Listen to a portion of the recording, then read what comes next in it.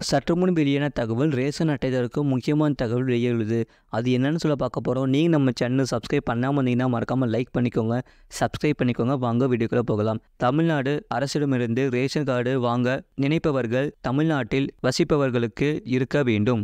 தமிழ்நாட்டில் வசிப்பதற்கான முகவரி சான்று தேவை. வேறு மாநிலங்களை சேர்ந்தவர்களாக இருந்தால் அவர்கள் குறைந்தது 6 மாத காலம் தமிழ்நாட்டில் தங்கியிருந்தால் ரேஷன் கார்டு கிடைக்கும். ஆனால் அவர்கள் வேறு மாநிலத்தில், அதாவது அவர்களுடைய சொந்த ஊரில் ஏற்கனவே ரேஷன் கார்டு வைத்திருந்தால் தமிழ்நாட்டில் புது ரேஷன் கார்டு வழங்க முடியாது. புது ரேஷன் கார்டுக்கு விண்ணப்பிக்க முதலில் ஆதார் கார்டு தேவை. இருப்பிட சான்று மற்றும் அடையாள சான்றுக்கு ஆதார் கார்டு முக்கியம்.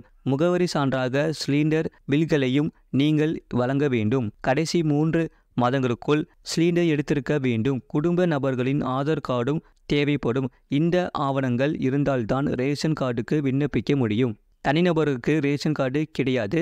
ஆனால் 55 வயதுக்கு மேற்பட்ட தனிநபர்கள் ரேஷன் கார்டு வாங்கலாம். வெவ்வேறு ரேஷன் கார்டில் பெயர் இருந்தால் இன்னொரு ரேஷன் கார்டு வாங்க முடியாது. ஏனெனில் ஆதாருடன் இணைக்கப்பட்டுள்ளதா, ரேஷன் கார்டில் பெயர் உள்ளதா என்று எளிதாக கண்டுபிடித்து விடுவார்கள். உதாரணமாக, புதிதாக திருமணம் ஆனவர்கள் தங்களுடைய பெற்றோரிடம் ரேஷன் கார்டில் இருந்து பெயரை நீக்கிய பின்னரே புதிய கார்டுக்கு விண்ணப்பிக்க முடியும். புதிதாக திருமணமான பிறகு ஆண், பெண் ஒவ்வொரும் தங்களது பெற்றோரின் ரேஷன் கார்டில் பெயரை நீக்க வேண்டும். அதற்கு திருமண அழைப்பிற்கு தேவைப்படும் திருமண சான்றிதழ் கொடுக்கலாம். அப்போதுதான் பெயரை நீக்க முடியும். இவர்களின் பெயரும் நீக்கப்பட்ட பிறகே புதிய கார்டுக்கு விண்ணப்பிக்க முடியும். புதிய ரேஷன் கார்டுக்கு விண்ணப்பித்தவர்களுக்கு முன்னர் சிலிண்டர் இணைப்பு வாங்க வேண்டும். தனியாக சிலிண்டர் இணைப்பு இல்லாவிட்டால் கார்டு கிடையாது.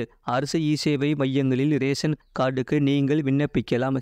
அதேபோல் அரசால் அங்கீகரிக்கப்பட்ட பொது சேவை மையங்களிலும் விண்ணப்பிக்க முடியும். நீங்களே ஆன்லைனில் விண்ணப்பிக்கும் வசதியும் உள்ளது. ரேஷன் கார்டுக்கு விண்ணப்பித்த 20 நாட்களில் ஒப்புதல் கிடைத்துவிடும். அதேபோல விண்ணப்பித்த 2 மாதங்களில் ரேஷன் கார்டு கிடைத்துவிடும். ரேஷன் கார்டு நேரடியாக வீட்டிற்கு அனுப்பப்படாது. தாலுகா அலுவலர்களுக்கு முதலில் அனுப்பப்படும். சம்பந்தப்பட்ட நபர் அங்கே சென்று கார்டை வாங்கி கொள்ளலாம். அல்லது நீங்கள் வசிக்கும் ஏரியாவில் உங்களுக்காக ஒதுக்கப்பட்ட ரேஷன் கடைக்கு கார்டு அனுப்பி வைக்கப்படும். ரேஷன் கார்டு டெலிவரி செய்யப்பட்டதாக தகவல் SMS மூலம் உங்களுக்கு அனுப்பப்படும். இதுபோன்ற செய்திகளை உடனுக்குடன் அறிந்து கொள்ள மறக்காம சேனலை சப்ஸ்கிரைப் செய்யுங்கள். மற்றவர்களுக்கு தெரியப்படுத்த ஷேர் செய்யுங்கள்.